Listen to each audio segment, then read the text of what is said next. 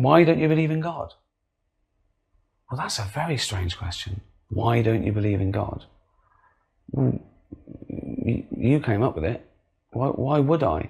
Religion's greatest trick wasn't convincing some people that there was a God who was all-powerful. It was convincing everyone else that you couldn't ridicule that idea.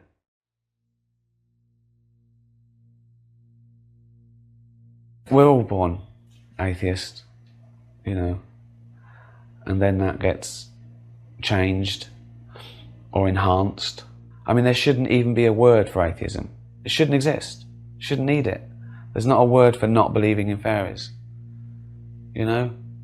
And if people didn't keep inventing these weird, impossible deities, we wouldn't have to go around denying them. The human brain, when it's young, is a sponge. It has to be. It has to take in all the information. It has to trust its parents, its elders, to survive. Without question, don't touch the fire. Why not? Don't go near the wolf. Don't touch that spider with a red bit. Don't touch that. Why not? Just don't. There is a God. What? There is a God. And if you're bad, you go to hell. Okay? And if that's constantly confirmed, like all the other things, wolves eat you, black widows kill you, fires burn you, if it's given that same level of credence and truth, you're never going to get over it. It's going to be a lot harder to undo that. I think the myths came up, maybe, you know, often as a stopgap to knowledge until we find out more. You know, the earth is flat. No, we've proved now. Okay, the earth's not flat. We were wrong. Okay. But that's not personal. You don't take that personally. It doesn't affect you. It doesn't affect your afterlife, you know? And so they often want to hold on to that, right? But only because of the way they've been conditioned. We know it's fun to tell children there's a Santa Claus and there's fairies at the bottom of the garden and all these cute things. It's cute till they're 7 or 8. If they're 34, it's a bit embarrassing socially.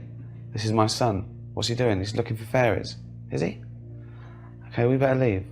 If you're born in India, you're probably a Hindu. If you're born in America, you're probably a Christian. If you're born in Pakistan, you're probably a Muslim. That's a coincidence, isn't it? That you're always born into the right God. Always. Isn't that lucky? I was born into the right God. All those others are going to hell. But I was born into the right religion. I'm going to heaven. It's strange that we hold on to these sort of medieval beliefs. You know, where did the universe come from? God made it. Which doesn't solve the problem for me. Because we straight away say, well, who made God?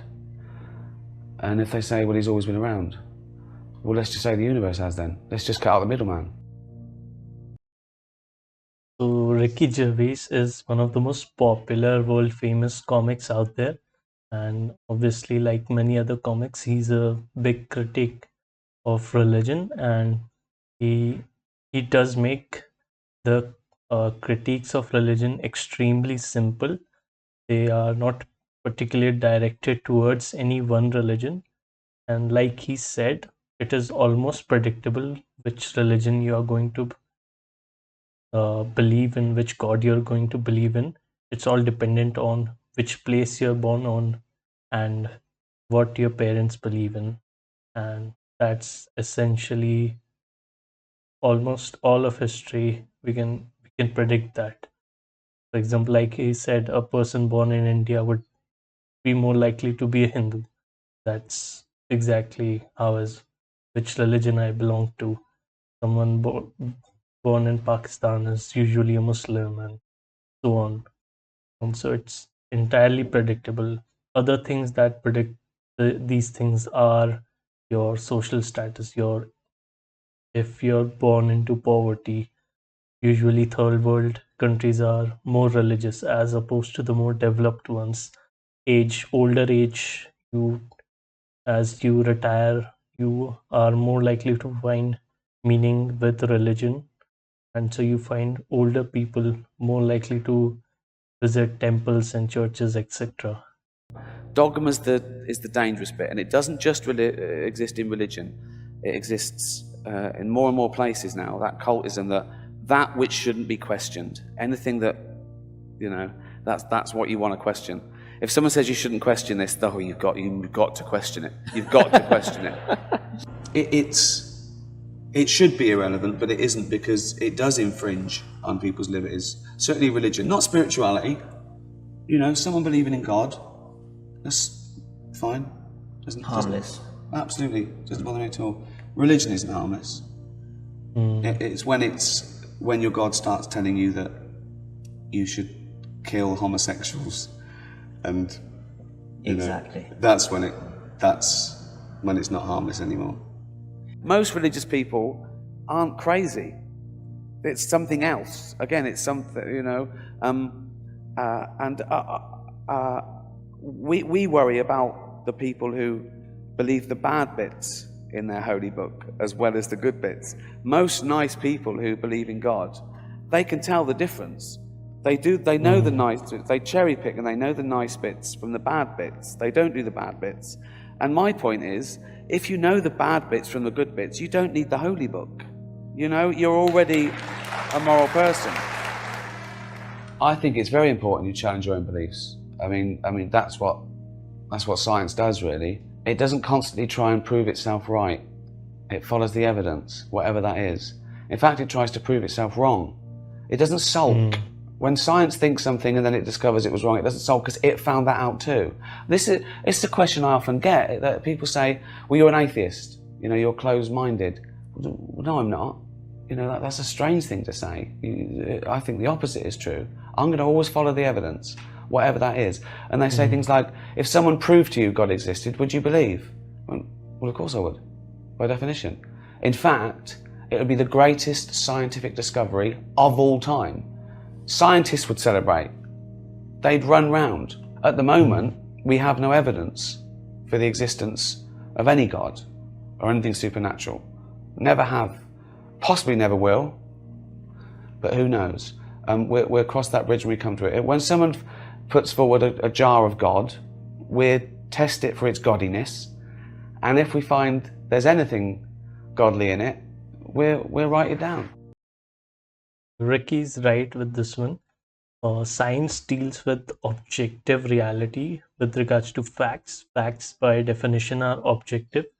Religion, on the other hand, is subjective. Faith, belief in God, it's all subjective and depends on the preference of the person, which religion they want to follow, which God they want to follow, which scriptures and what interpretation, what sects within that religion should they follow.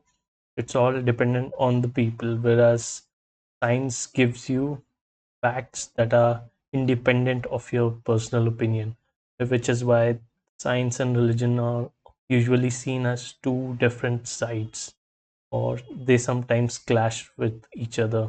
If you throw a load of coins on the floor, no one arrangement is more amazing than another. And it's sort of like they work backwards. Because this is what happened, this is what we think is perfection.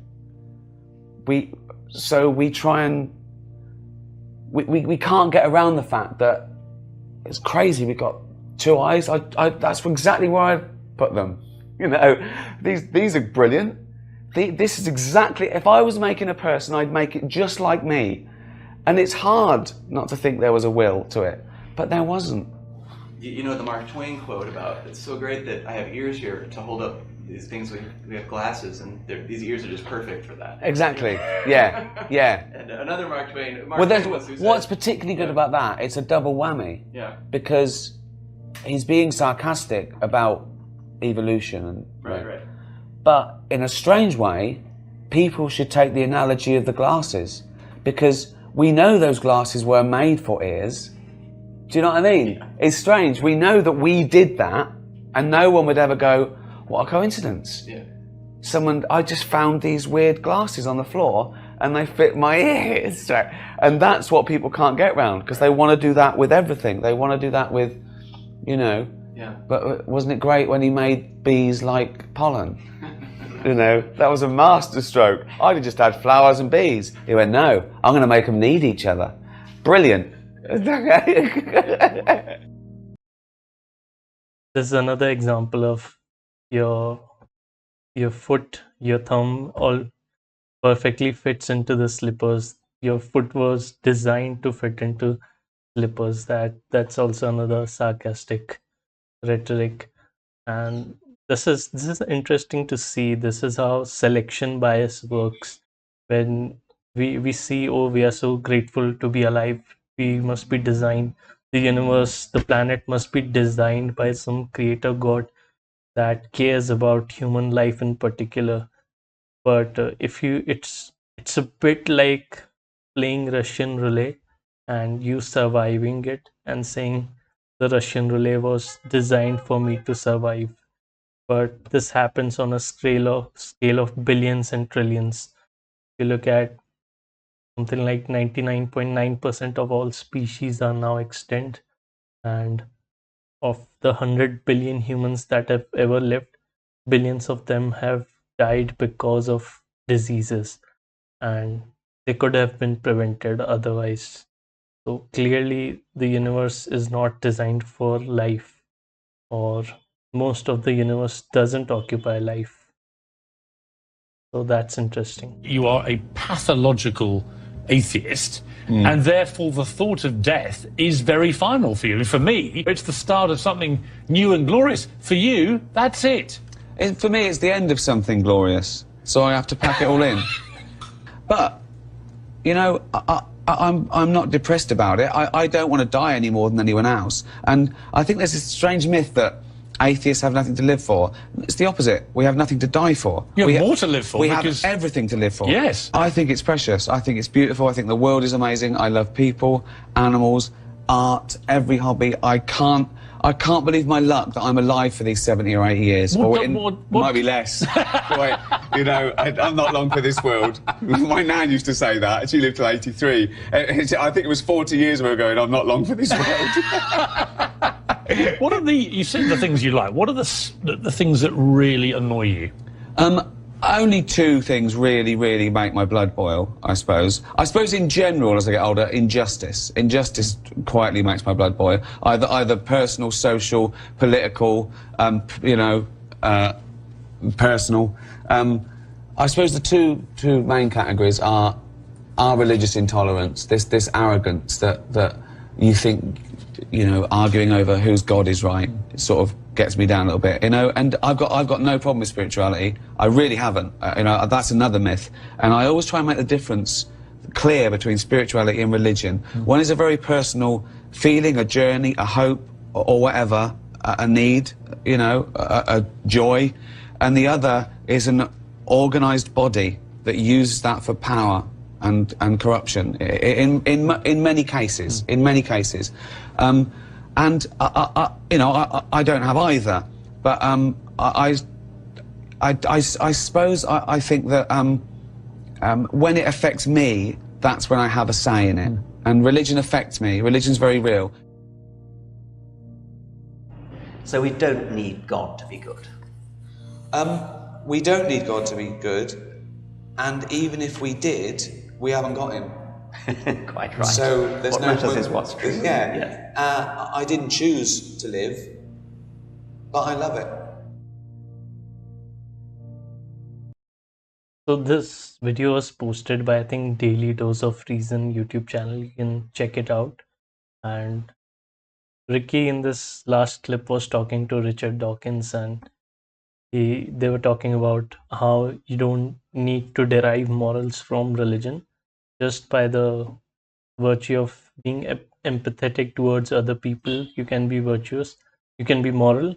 And it's almost historically shown with the centuries long, millennia long violence across different religions, countless atrocities committed on people motivated by religion, clearly shows us that religion or belief in God doesn't guarantee you morals.